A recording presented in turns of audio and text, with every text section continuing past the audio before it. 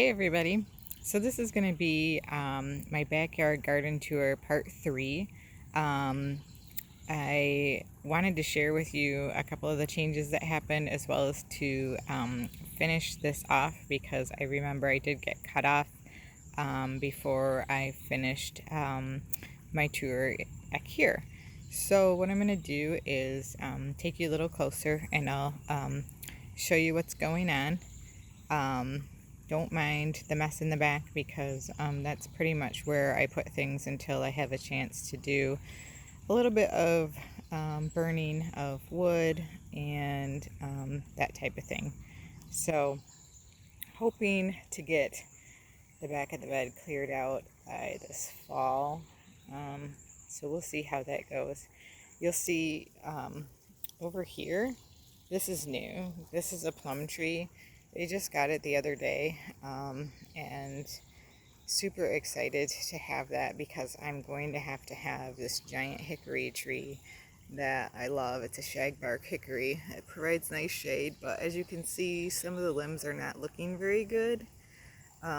So what happens is some of the limbs break off in storms, and I'm just afraid that they may come down on somebody or in the pool or something like that. So it seems like it's just not that safe to have in the yard at this point.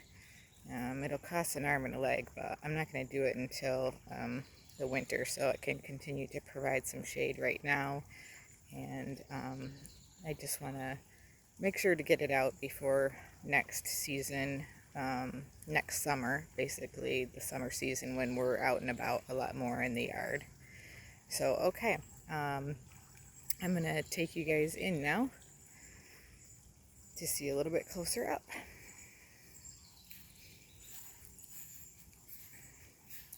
We got this garden bench in the back off Facebook Marketplace. Yay! Oh, and a little bit more about this tree. This is a thundercloud plum tree. So it gets pink flowers in the springtime, and it does set fruits 1 to 3 inches. Hopefully not too much, but it'll make the birds and the animals happy.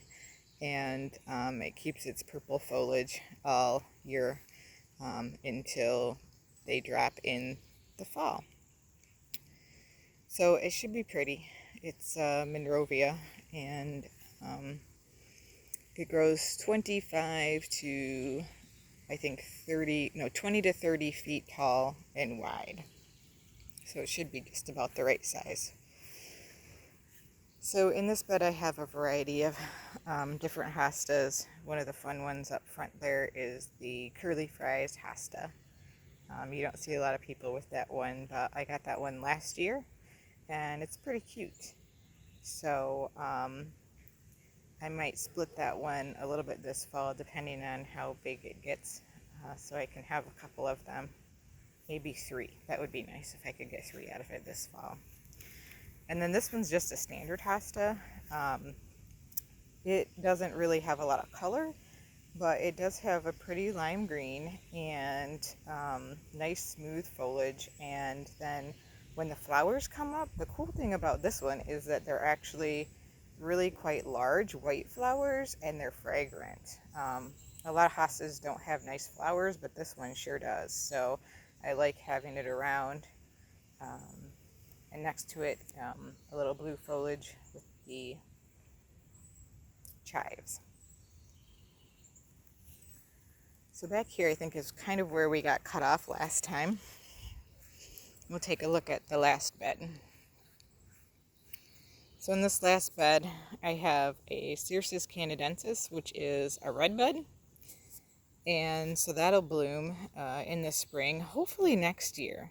This was a volunteer from a neighbor's yard, and so I planted it up in some potting soil like I've done with some other things, given it some fertilizer, and then planted it in the ground, and he seems pretty happy, or she, depending on what you want to call it. So I have an azalea right over here, and that one I believe will be pink in the spring.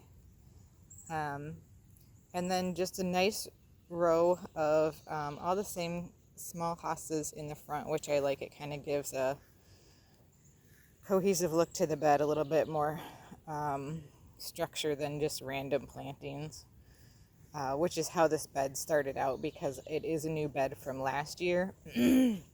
And so I kind of, to try to keep weeds out and things like that, just mulch and throw whatever extra plants that I have into the bed so that it can cover up the soil.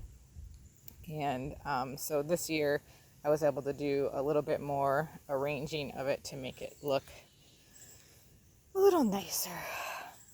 And then under the redbud, we will have some of these creeping phlox. And those will be like a light blue. And then also under there, for spring interest, we have a bleeding heart. Next to the bleeding heart is the, I believe it's the Roxanne or Roseanne geranium, which I just clipped its really sprawling bluish purple blooms off. You can see a similar one in the back there. So that's sort of the color of the bloom. And then we have some peach heuchera. And then this one is a heucherella, which is the tiarella and the heuchera mixed. So that's a new addition this spring as well, and it's taken quite nicely to the area. And so have the other heucheras. So I really just like the different colors of them. And this is a barberry I got. That should get, I think, 3 to 4 feet tall and wide. So it should also give a little structure to this area. And then some additional large root geraniums. These bloom pink in the spring, and one of the cool things about them is you can use them as filler just about anywhere. They smell good and they pull out easy. So if you plant them in a place that you're just trying for some ground cover until you can get something else in, it will cover it up. It will look pretty while it does, and then when you're ready to get rid of it, it's super easy to pull out.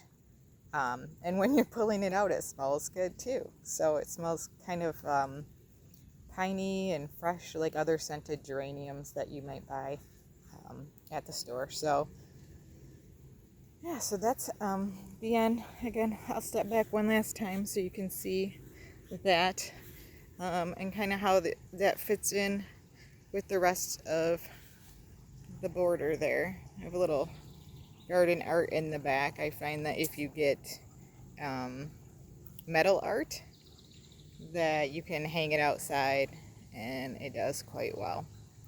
So that's a fun way to bring some color and winter interest when you can see things, put it where you look out a window or something like that. And it's nice to have. All right, well, thanks for joining me on this little tour. It's going to be super hot out today, so I hope that you stay cool and enjoy the rest of your day. See you soon. Bye.